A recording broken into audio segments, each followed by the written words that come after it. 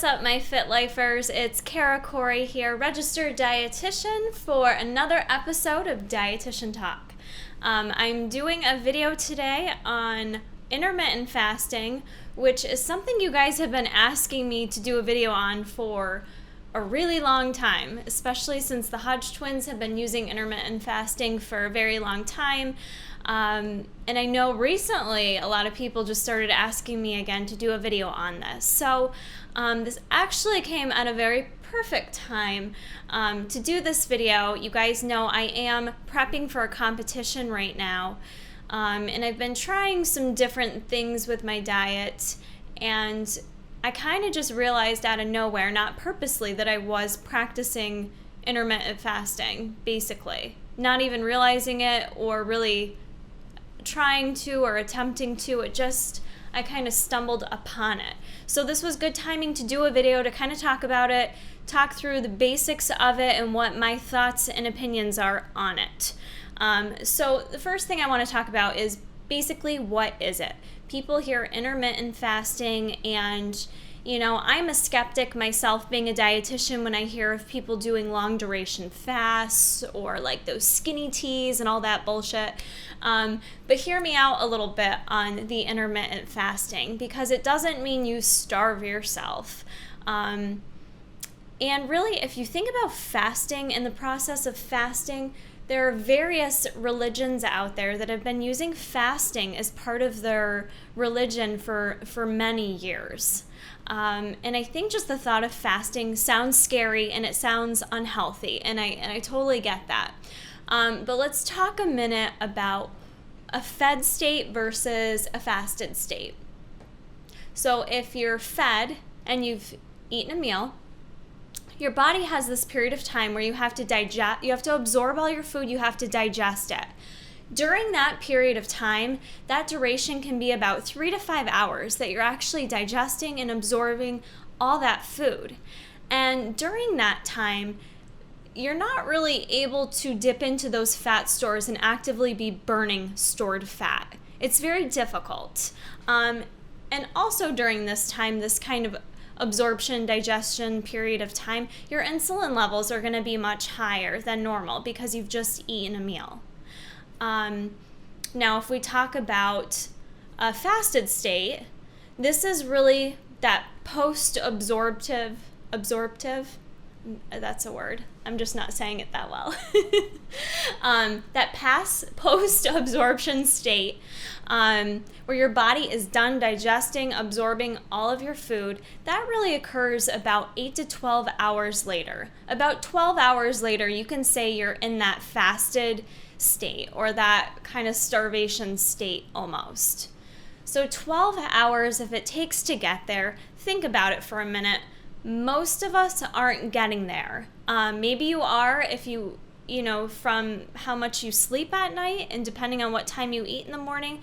But for the most part, a lot of us aren't actively getting to that 12-hour state where we're really in prime fat-burning mode, where your insulin levels are very, very low, and you can really capitalize on burning those stored fat cells. Now that we've talked about the difference between a fed state versus a fasted state, you can kind of see in general why it's more better for people to be in that fasted state in order to help lose weight.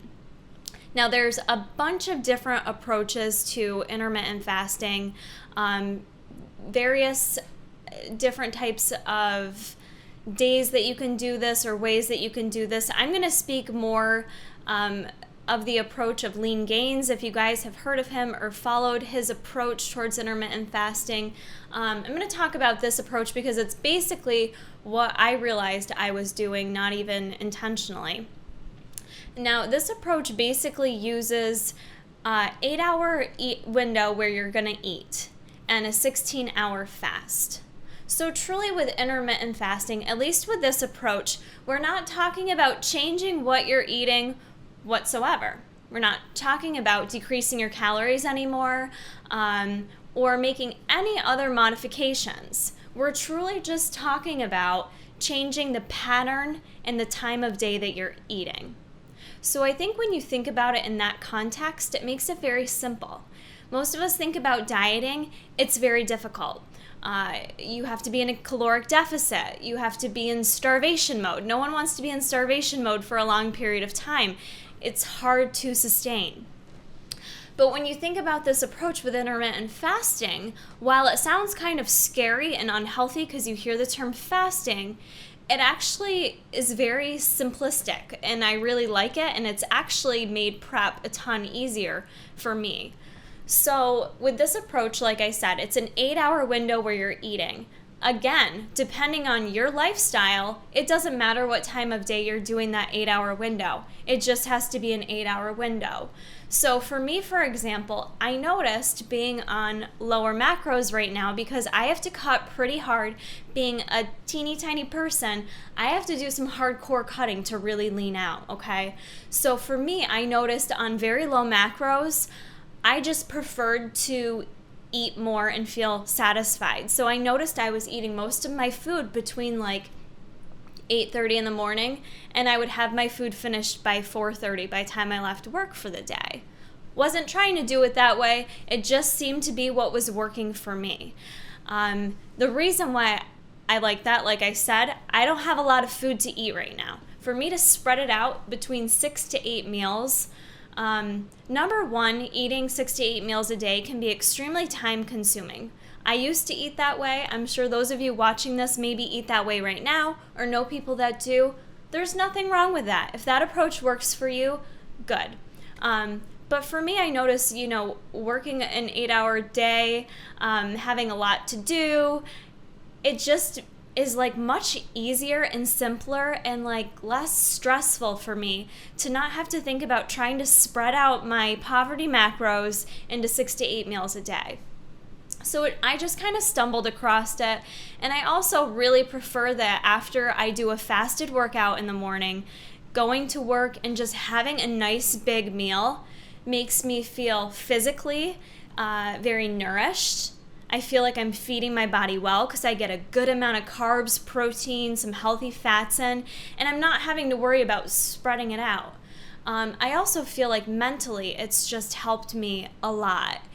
So this is in terms of me being in competition prep, but I can see where this can help a lot of people in weight loss as well. It's just nice to not feel restricted. And believe it or not, even though I'm still following the same calories that are a restriction, I feel less restricted. Mentally, I feel more sane. I don't feel like, I just don't feel like I'm dieting as hard as I'm dieting. And I'm dieting hard right now, like the hardest I've ever dieted. But it's made it feel easier for me, the fact that I can eat bigger portions and just within a smaller time frame during the day. Like I said, this may not work for everyone. You kind of have to assess your lifestyle and what you're doing throughout the day.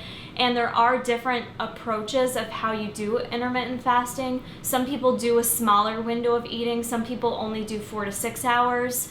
For me, I think 8 hours is perfect to fit in all my food. And the other thing I want to say too is fasting isn't as hard as you might think it is. You guys may not even realize you've fasted before. If you think about going into the weekend or maybe your day off where you like slept in, if you think about the last time you ate the day before, you're probably in a fasted state. Or even if you've gone in for like a medical test before, sometimes they tell you not to eat anything after midnight the night before, and maybe your test doesn't end up being until 4 o'clock the next day. You've fasted. Your body has been through a fasted state before. It's not as scary as it sounds. The other thing with fasting I want to say is when you're in that fasted mode, your body produces ketones. And ketones, that kind of starvation, ketogenic process that goes on in your body, you actually have a decrease in your appetite during that point in time. I notice for me, it's easier to just like, I'm done eating and not eat.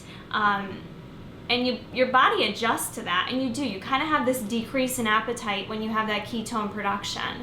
But as soon as you eat your next meal, that insulin spike occurs, and all of a sudden your appetite's stimulated and you want to keep eating, and it actually makes it a little more challenging. So I think people do get used to that period of time where you're fasting. It's actually a lot easier than what you might be thinking. I notice for me on the days that I eat higher carb, it's a little more difficult for me because I feel hungrier when I'm eating more. So it can be challenging. Now, in all honesty, I want to talk about the effectiveness of intermittent fasting. Really, I've been speaking more towards, for me personally, the simplicity of it and how it's helped me reduce stress. So for me, this approach has worked in that regard. In terms of actual fat loss and maintaining lean muscle, which is the other argument for doing intermittent fasting, I think I've seen benefit from it, but I'm going to be honest, it's so hard to tease out right now because I am competing. I am in a caloric restriction. Would I still be losing weight, burning fat, maintaining muscle, all that good stuff if I was spreading it out throughout the day? Probably. I mean, I've done it before. I've done that approach before, but I do feel a huge difference right now. I gotta be honest, for me personally, this has been the easiest prep thus far, and I feel like, my muscles still look full. I feel like I still look really good. I'm keeping a lot of balance and symmetry, whereas normally I am a petite female up top, and sometimes I get way too skinny up here, and then I carry all my fat in my lower half. I feel like I've been able to maintain my muscle thus far and that I'm leaning out differently than I ever used to. Now, could it be because I have a couple more pounds of lean muscle on me? Maybe. I don't know. I gotta be honest. I feel like this approach has really helped me burn fat differently. And even if it hasn't mentally, it's made it so much easier. And dieting is just hard. Whether you're trying to lose weight or compete or whatever your motivation is for weight loss, it can be tough. So I just want to throw it out there to you. It's something you could try, and you don't even have to do it every day. There's some research out there, and a lot of the research with intermittent fasting has been done with obese or overweight individuals. So in terms of the effectiveness of someone of my body composition, I can't really speak to. I think there is much more research that needs to be done in this area. However, in terms of obese and overweight individuals, even just doing it a couple times a month with fasting, they've found can have health benefits. We know starvation can help longevity of life. Caloric deficit, it's proven, can help you live a longer life. It's factual. It's just a tough thing to do. Who wants to starve their entire life, right? So it's finding a different way of fitting it in your lifestyle that works well for you, works well for your goals. I want to talk a little bit too about impact of exercise, because I think for me, I'm surprised with what I notice in terms of my performance in the gym and what I would have expected had I not have done intermittent fasting before. For me, I actually have not really noticed any negative side effects in terms of strength, and the research does support that as well. There is some decrease, they say, in like anaerobic and aerobic performance in terms of running or like jumping, things like of that nature. And that overall you might notice a bit more fatigue throughout your workout, but not necessarily negatively impacting your performance, which I think is key, because I have noticed that. Like, I get tired during training, sure, but I get tired during training because I put it all out there. I perform every workout thinking about how I want to look on stage, and I perform every workout thinking I'm going to make sure there's no one else out there working harder than me. I want to make sure I'm working as hard as I can and no one's going to work harder than me. Maybe it sounds kind of like arrogant, but that's kind of the mindset I get in when I'm in competition prep. So for me, I feel like I'm killing my workouts even though I'm going into my workout in a fasted state. Yeah, I get tired during it, but like I said, I'm getting tired because I'm working my ass off, literally. And for me, and what I would recommend for you guys if you use the same intermittent fasting approach, I do eat post-workout, not necessarily right afterwards. I typically finish my workout about 7 a.m. I shower, get ready, I get to work. I break my fast at about 8:30. So within an hour and a half I eat, and I typically eat like a larger portion meal with carbs, fat, and protein. You know, I don't really have a set meal I have to eat. I don't eat that way. I just kind of go with what my body is telling me, and if I'm still hungry, then I eat more. And that's really worked for me. The other thing I would suggest as well during exercise, if you are practicing this approach, number one, caffeine can be helpful and beneficial pre-workout to help get you going, especially with that fast. And branched chain amino acids are huge. So I would definitely invest in that. I love my machine fuel and my watermelon. I use that constantly. I'm going through that very quickly because I will drink aminos on my way to the gym, and I typically try to drink them during my workout as well. If not, sometimes I'll drink them post-workout. So during that fasted state, with helping to preserve your lean muscle, that is key. So I would definitely suggest getting branched chain amino acids as well for your workouts. So benefits of intermittent fasting overall in general, they say it could possibly help you live longer. It could possibly help decrease your risk of certain diseases. And it can also extremely help with your dieting. If you are going through a plateau, and I know this is when many people start intermittent fasting, if you're hitting a plateau, you know, you're on, say, 1,800 calories, you're losing weight, and then all of a sudden it stops for a while. One thing you could throw into your routine, instead of continuing to cut, is to try this approach and see if it works for you. And like I said, I kind of non-intentionally started doing it because it was just so much easier for me with my lifestyle. I did start to see things moving. And normally I plateau for a while, and then I drop a little, and then I plateau, and it's like this continuous process. And as soon as I kind of became aware that I was doing that 8-hour window of eating, I kind of started to stick it out and stick it through, and I haven't had any plateaus since then. I've continued to drop without having to manipulate the macros too much. So for me, I think it's been very beneficial. And like I said, I don't feel like I've compromised my lean muscle at this point in time. So I would recommend for any of you guys who are at a point that, you know, you don't want to keep cutting macros. I get emails constantly with coaching requests for people that just feel like they're kind of stuck. This is one place I would suggest maybe you try out, you know, and maybe you don't do it every day of the week. Maybe you try it out a couple times a week or maybe once a month, who knows, but just do a little research on it. Like I said, there's a lot of different approaches to intermittent fasting. I'm by no means doing this video acting like an expert because I really wasn't that familiar with it, which is why I have not done a video on it previously. So I'm just speaking to the little bit that I know of it and my results with it thus far.